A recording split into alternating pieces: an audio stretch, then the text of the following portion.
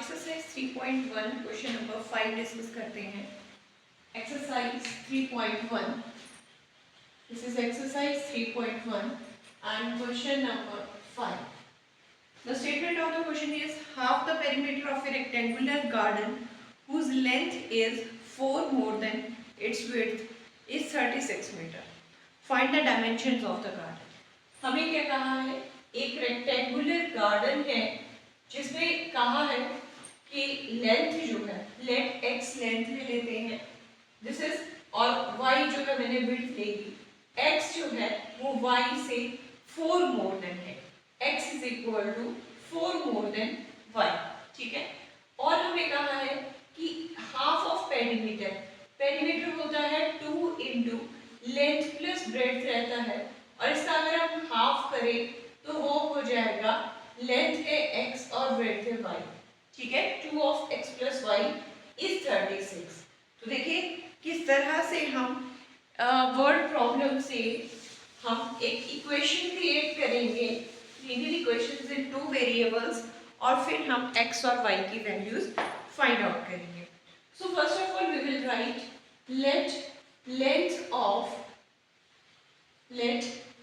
length of the rectangular garden, length of the rectangular garden, this is equal to x units, okay। Metres है तो metres में ले लेते हैं।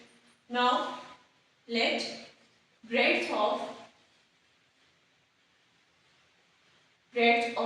rectangular garden is equal to y metre. यह हमें length और ब्रेड्थ हमने इसकी दोनों एज्यूम कर ली। नेक्स्ट स्टेप में हम करेंगे अकॉर्डिंग टू फर्स्ट कंडीशन,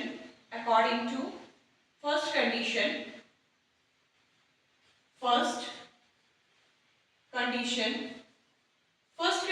है हमारी कि length is 4 more than breadth. जो लेंथ है दैट इज 4 मोर देन का मतलब प्लस करना होता है, 4 टाइम्स का मतलब इनटू रहता है, ठीक है। 4 मोर देन, 4 लेस हो तो माइनस करते हैं, मोर हो तो प्लस होता है, इंक्रीज हो तो प्लस होता है। ये 6th क्लास में आपने अलजेब्रिक एक्सप्रेशंस लिखना सीखे हैं। सो इसे मैं नंबर 1 दे रही हूँ। ऑल्सो फ्रॉम सेकेंड कंडीशन, जो इसकी हमें सेकेंड कंडीशन दी थी, that is second condition, according to that condition हमें कहा था हाफ ऑफ पेरीमीटर। तो हमें पता है पेरीमीटर ऑफ रेक्टेंगुलर गार्डन रहता है, पेरीमीटर ऑफ रेक्टेंगुलर गार्डन हमें पता है रेक्टेंगल का पेरीमीटर होता है that is 2 into L plus B, 2 into length plus breadth. यहाँ क्या है, यहाँ पे मेरे पास जो लेंथ है वो है x और ब्रेड्थ क्या है y, that is 2 into x plus y, ठीक है। Therefore half of this means half of 2 into x plus y हो जाएगा आपके पास, this is equal to x plus y metre, ठीक है। सब कुछ बुक में वर्ड प्रॉब्लम में लिखा है कि half of perimeter of rectangular garden is, so now क्या कहा है, दैट इज हाफ ऑफ, ये हाफ ऑफ रेक्टेंगुलर गार्डन है, इज 36 मीटर, ठीक है। तो एक कंडीशन, एक इक्वेशन जो है 2 वेरिएबल्स में मेरे पास ये निकल रही है। अब क्या करेंगे, बाय सब्स्टिट्यूशन मेथड हम x की वैल्यू जो है वो y में सब्स्टिट्यूट कर देंगे।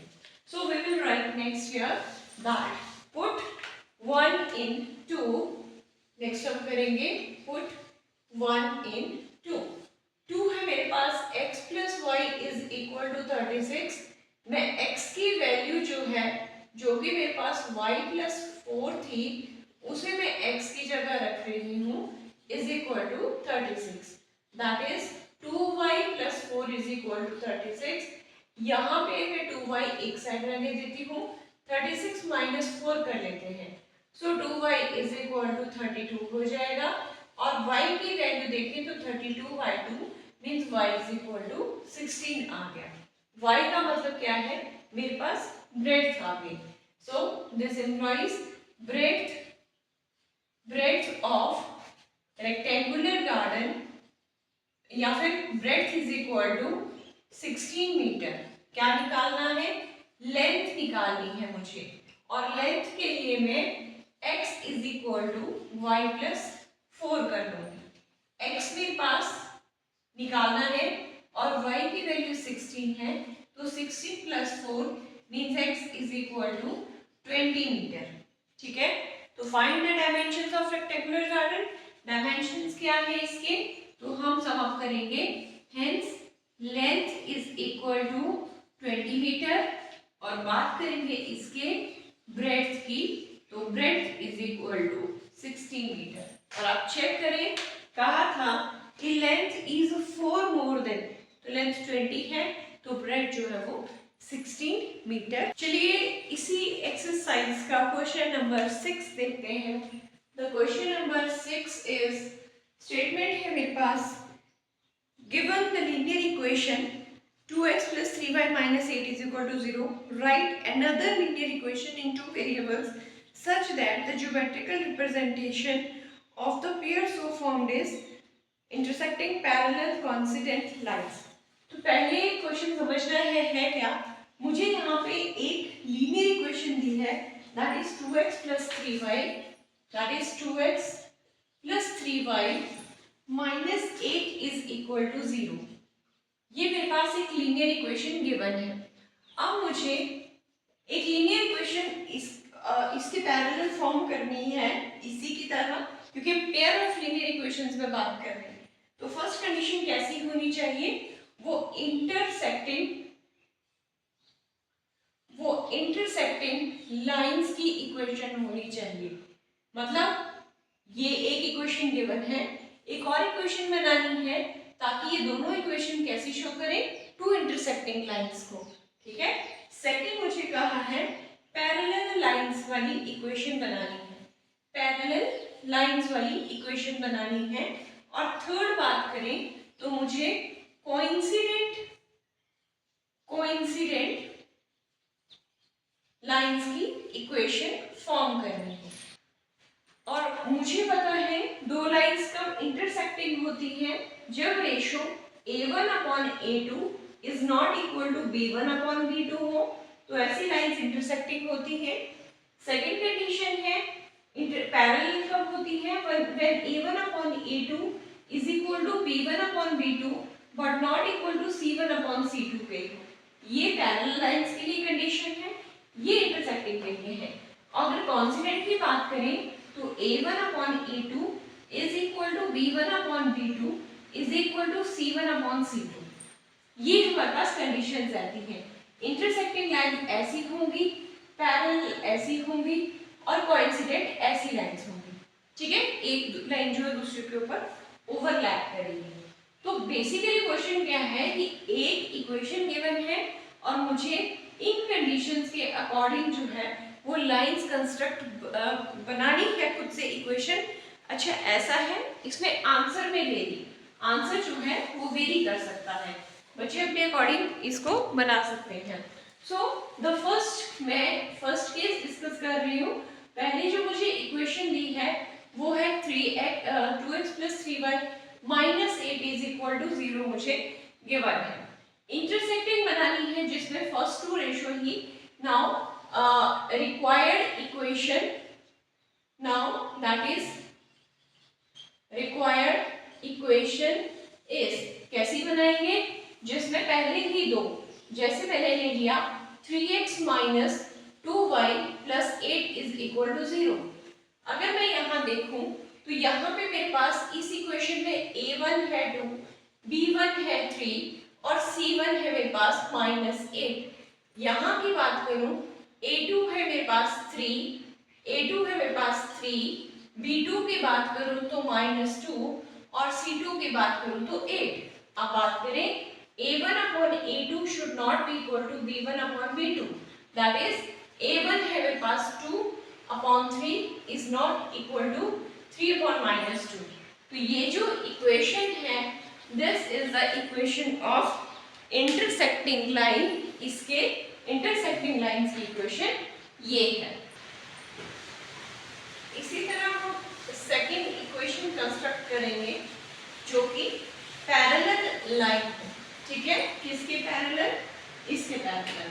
तो सेकंड का सॉल्यूशन आएगा, फर्स्ट ऑफ ऑल हम गिवन लाइन सामने लिख लेते हैं। This is 2x + 3y - 8 = 0। Parallel की कंडीशन क्या है?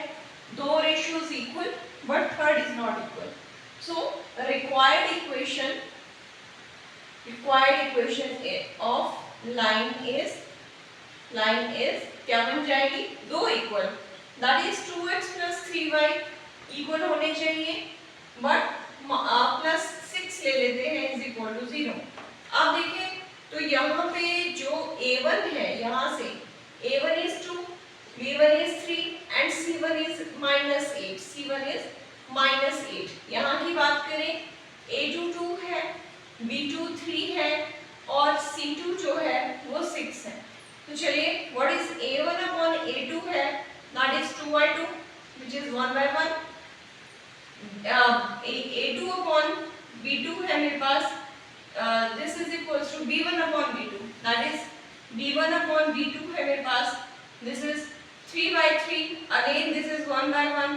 और c1/c2 की बात करें तो एक -8 है और एक 6 है, that is -4/3। So which is required equation of parallel line.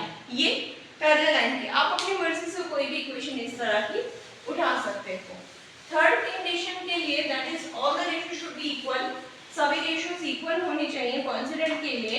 तो फर्स्ट ऑफ ऑल थर्ड के लिए जो इक्वेशन है 2x + 3y - 8 = 0, इसके लिए a1 a2 ये है।